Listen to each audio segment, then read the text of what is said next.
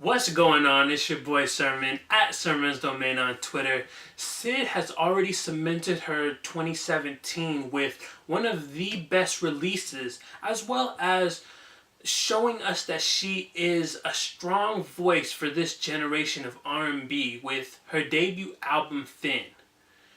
And as I said in my review, she really doesn't need to put out any more music this year. But while on tour, she began teasing an EP. She talked about how she was writing this, and true to her word, she decided to release it this past week. It's titled Always Never Home. Think of it as the dessert to Finn's main course. Instead of reviewing this EP the traditional way that I usually do with favorites and critical moments and whatnot, I thought I would just run through each song since there's only 3 of them. It's a short listen, but it's also satisfying in the same sense. Moving Mountains. Whenever somebody says that phrase to you, yeah, you're in trouble. Sid takes a dive into what I would hope would become a hit single. Like, this has a lot of potential. It's easily my favorite on the entire EP. The record itself it's catchy, it's easy to remember, and it's fun. Fun for the listener, not really the person who inspired the song. I think her first verse on Moving Mountains is a good representation of how you execute this sort of concept. She says, and I'm going to go through the entire first verse real quick. She says, I could write 100 songs for you, sing them all night long to you, even break the law for you, then tell the judge to blame it all on me. Still it wouldn't be enough, baby. Got me questioning your love lately. Is it me or is it you? Tell me what I got to do. Strong words from Sid on this verse. And also just, I would hate to be on the receiving end of this song. The person that inspired it, I would hate to be that person. Because that just sounds really low. And I'm not saying that it's necessarily inspired by one person, but if it was, hey, they are just the worst.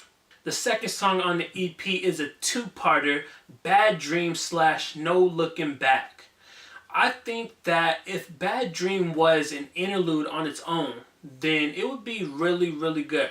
But unfortunately, since it's attached to No Looking Back, it will always finish in second place. Now, don't get me wrong when I say that. I don't mean to say that Bad Dream is a bad song. It's not. But it is like a short little part at the beginning, and that's why I said it would fit better as an interlude. But it is good. I like it. It fits with the song. And then No Looking Back is really where things take off. I think it's easily my second favorite. Kind of just going in order, I guess. And I like that she is able to tackle these subjects that aren't necessarily prominent right now. Like Moving Mountains, we've seen that concept before. Usher's had a record like that, and I'm sure there's been other songs that have played off of that phrase. But with No Looking Back, it's kind of like you have this idea that you are fighting attachment with a friend with benefits. And despite it being such a normal thing in our society today, it's like I can't really name any songs off the top of my head that really tackle the subject. So it's something that is relatable and just sounds overall good. The last song on the EP is titled On the Road. At the end of this, I just wasn't impressed with this record. It's the only one on here that I wasn't fond of. Now, I find it impressive that Sid was able to do both voices. Like, I looked it up and I didn't see a guest feature because I did think that there was a guest feature on this, but it turns out there is no guest feature. Sid did both voices, which is, like I said, impressive. But I feel like compared to the other 2 songs, it just doesn't do it for me. I just personally feel like it's harder to enjoy because the first 2 songs, or first 3 songs if you want to include Bad Dream and No Looking Back as separate songs but tied to one. Anyways, with On the Road, it's like it's not a certifiable hit, but I feel like you could say that about Moving Mountains and Bad Dream / No Looking Back. So maybe that is just the reasoning. That and the fact that the first two songs are just amazing. This might be the last solo project from Syd for a long time. The plan now is to get back to the internet, and that will be where Syd's focus is going. They're going to be working on their next album. Undeniably though, 2017 was really good to Syd as a solo artist. I think if anything, it allowed me to get to know her a little bit better and also anticipate the internet's next album.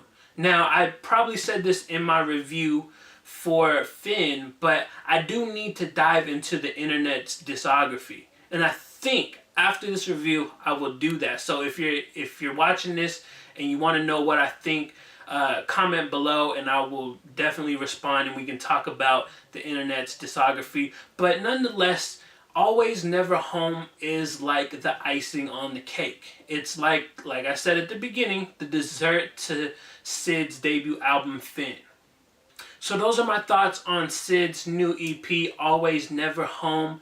After you listen to it, let me know what you think about it in the comment section below. Then like the video, subscribe to the channel if you're not already, share the video. Follow me on Twitter at SermonsDomain, and as always, thank you for your time. Appreciate you for watching, and until next time, peace.